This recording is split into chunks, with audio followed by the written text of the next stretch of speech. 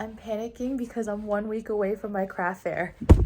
Hello and welcome to Mary Makes. I'm Mary and today I am a week away from my craft fair. There's still so much work to do. This video is part 2 in my 3-part series about getting ready for my craft fair. If you're new to my channel, welcome. I'm Mary, I love crocheting, and this channel is dedicated to crochet tutorials and my crochet vlog. So last week I was getting my sales tax stuff ready. I was working on my display. The sales tax stuff is already all done. City of Colorado Springs was so helpful, so nice. They helped me get it done. It only took like less than a day. As for my display, I have moved some things around because I wanted to make room for other things. So I'm using these unfinished wooden crates that you can buy from Joann's or Michael's. I did finish them with a coat of polyethylene, so they are a little smoother, a little nicer to work with. And then I did make a lot more stuff this week. I was able to stock my tiers of mini dinos full. So there's like 6 per row is what I would consider to be fully stocked, but I have some rows with 7, which is nice. I like having some back stock like under the table, or just more colors in case people ask for other colors. Same goes with my 8.5-inch dinosaurs. I have a lot of these, so I'm ready. I just need to strategize about what I can actually fit under the table. So as soon as I'm done making my display, I need to make sure that I can pack it all and that it will all fit under a table slash back in the car, whatever I don't need. So we'll see how that goes. This week I did buy new price tags. So last year I had used these price tags. They're like little chalkboard display things. They're nice. They have this little edge, so I like being able to use it this way so that it's easier to view for somebody standing up at a table, or you could stand it up this way, easier to view if you're farther away or at eye level. But I decided that this year I wanted something that could clip onto my displays. So I bought these little clips that came with these ginormous like chalkboards. I'll link this to my Amazon affiliate link in the description. I like this. I like how big it is, but for some of my smaller ones, I am gonna replace the big sign with these little signs. So that fortunately worked out well. In general, when it comes to pricing for craft fairs, because a lot of people are like coming by to touch and see your items, I try to price my items to sell because I can always make more, and I just feel weird about like anything that doesn't sell at a craft fair. I don't list that back online. So I do price my items lower than I sell them online for, because of that like aspect of I can't really put them back online after they've been sitting at a fair. It just feels weird to me, that's all. Oh, I completely forgot to mention what fair I'm doing. I'm doing a craft fair at my alma mater, Colorado College. Woo! And the reason why I like doing this fair so much is because I am connected to the CC community. And as far as like the fair organization goes, I feel like it's just exactly what I'm used to, and I like really like it. So for this fair, the table that I purchased for the event, it's provided. Other events, if you like say you want the space for a table, sometimes you have to bring your own table, which like feels a little silly, but I get it. They also don't want to pay people to set up and take down tables. This fair also provides tablecloths, so that's one reason why I don't have a tablecloth on my practice here, because I know that I will be provided one. I do get a little paranoid though, so I am bringing a backup one. I have a 6-foot tablecloth. And as far as my plan for what to do with my vinyl sign here, I'll show you my vinyl sign in a second. But I'm planning on having the tablecloth on the table, then putting on my sign, and then using string to tie my sign to the back 2 corners of my table before I use an additional piece of cloth just to cover the string, and then putting up all my display. So that's all taken care of. I also don't need to bring chairs. Oh my gosh, last year I did a fair where I forgot to bring chairs and my poor husband and I stood up for like 8 hours. It was really sad. And like we didn't feel like we could even sit on the floor, you know, because like when you're at your table or your booth and you know people are walking by, you like want to exist, say hi to people, like get to connect with them. I just I was so exhausted after that fair. Never again. But I don't have to worry about chairs for this one, so that's good. What else am I forgetting? Okay, here it is. I wanted to show you all my vinyl sign. Maybe again, I don't know if I showed this in the last video, but I'm super excited about this because last year one of the best purchases I made for my craft fair was a custom stamp. So I got a stamp that has my logo on it. I just bought it off of Etsy from somebody, and they made a custom stamp for me, and that made it really easy to like brand my packaging. So also with a craft fair, don't forget, you have to come up with a packaging solution. You can't just like hand your customer the item you made and like let them walk away with it. Like I guess you can, but like being able to provide a bag or wrapping it, something like that, I think is always really nice. And last year, since I had a bunch of brown paper bags that I had stamped my logo on, I had heard a couple people wandering around the fair say something to the effect of, oh, this is the table where everybody's got the bags from. And so now that I have this sign, I'm connecting my branded bags, free advertisement, back to who I am and where my table is.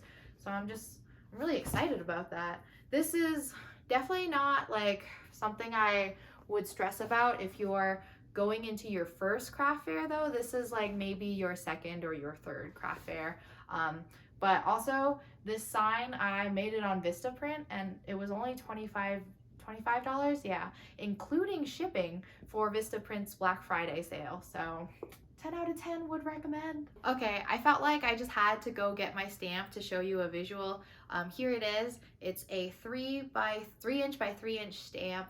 I want to say I didn't pay more than like $45 or $50 for this, and that was in November or so of 2022. And it's great. It has a handle, it stamps, and it works really well. All I have to do is buy ink and then go for it. I actually get a lot of help from my family. That's the other thing about craft fairs is I think I would actually go crazy if like craft fairs were like my main source of income, because it is so much work and there's so much like unseen, uncalculated, invisible labor that goes on. Like my mom helped me stamp all of these bags front and back just because she loves me and she wants to help me be successful at the craft fair. I also have 3 sizes of bags this year. Since I have some larger plushie items, I did buy this, gosh, I don't even know the dimensions of this bag, like 10 by 16 by 8 or something, or 12 numbers. But you know, I have 3 sizes of bags and tissue paper and like a little bit of holiday ribbon since it is close to Christmas and everything. So that's my packaging solution. Gosh, what am I forgetting? I feel so panicky, and I think this is just nerves, you know. I only do a craft fair like once a year, so I'm not like well seasoned. Even though it's not my first craft fair, I do feel like nervous about it. I don't know if that ever goes away. Maybe if I regularly did this. Oh yeah, speaking of regularly doing this just like brought me back to thinking about the pandemic and everything. I always make sure to have a bottle of hand sanitizer and like a sign that says something like, please use clean hands before touching, please sanitize before touching, you know, just to help with germs. I'm sitting here realizing that I actually have like a ton of inventory.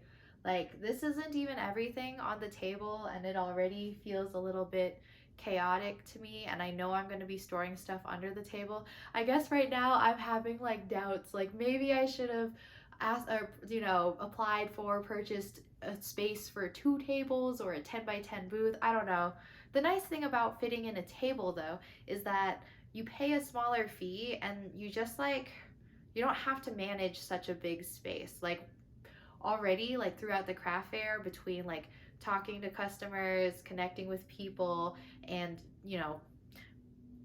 making a sale, ringing people up, packaging their items, like it's another task to I know there's a term for this job description.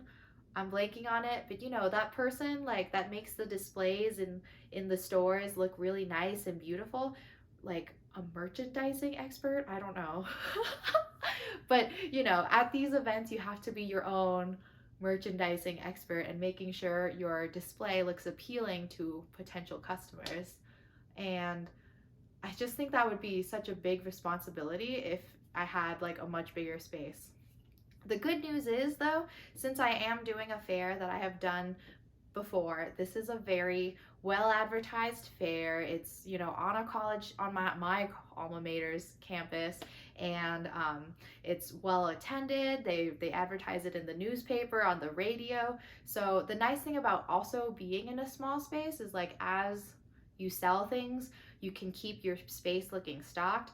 I've been to fairs where like it was a good fair, but then for like the last day of the event, like everybody's tables are looking bare. Some people like sell out completely, so they start packing up their table. You never really want to go to a fair that has that, because when people start packing up early, that makes customers feel like they have to like leave, like, oh, we're closing up, sorry, we're not open, like, oh. So I guess just do your research. If you're looking at doing a craft fair, attend it the year before you actually apply for it. Ask the vendors how they like participating in this fair, if this is their first time at that fair or if they come to it again and again. Because at this fair I'm doing, Colorado College Arts and Crafts Fair, on December 8th and 9th in Colorado Springs, come visit me. This is one where the vendor list is actually really consistent. Like, of course, the student population is transient. Students are always graduating and new students are coming in. But there's several vendors I've known for years, since when I was a student there to now being like my fellow arts and crafts peddler. Okay, so I'm done with all of my pricing. All of my signs have the description and the price written on them, so that's all ready to go. My next week's video will have a more in-depth breakdown on what I sold, how much I sold it for, just all that information that you're looking for. For this video, since I'm still in prep mode, I'm just like not mentally there to be able to talk to that. I will just say though, generally, since again, I price my craft fair items to sell because I don't want to haul my items back home and then sell them online. That just like makes me feel weird, since these are plushies, and like people have been touching them. So my prices in craft fairs are typically lower than my prices online. So just something I do because I feel like typically at a craft fair, a lot of people are like impulse buying. They are making unplanned purchases for cute things that they like. So what I'm going to do now is I am going to organize my items into storage bins because I want to make sure this all fits in one car. I am not dragging, 2 vehicles, 2 or 3 people down. I just want to take like one person, like my mom one day and my husband the next day, to help me with the fair, and then that's it. I don't want to take 2 cars, so this all has to fit in one car. Whew, I am all packed up. Oh my gosh, I feel so much more relieved now. All of my inventory fit into 6 bins, 5 of this size and 1 of like one bigger size that's actually under the table here that you can't see. This bin right here is all of my packaging stuff. I strategized how I was going to get my items packed, so I have enough bags for like my jumbo donuts, I have enough bags for like my penguins and stuff like that. So that's all in here along with my signage. I also have all of my displays folded up and ready to go. So aside from this 3-tier bamboo one that doesn't break down, everything else does. Like that shelf that all of my mini dinos were on, that's all folded up nicely, and that's just in here. And then I did decide that instead of bringing a Skyway with country blue stripes jumbo dino, I'm going to bring a white with pastel rainbow stripes jumbo dino, just because this is one of my most popular sellers in my store. So yeah, I am all good to go. If you made it this far in this video, thank you so much for watching. I hope you enjoyed. Please remember to like, subscribe, and hit the notification bell to be notified of next week's video when I break down my results, what sold, what didn't sold, how the fair went for me. If you are local to Colorado and can make it to Colorado Springs on December 8th and 9th, I hope you'll join me in Colorado Springs. Thank you so much. Bye.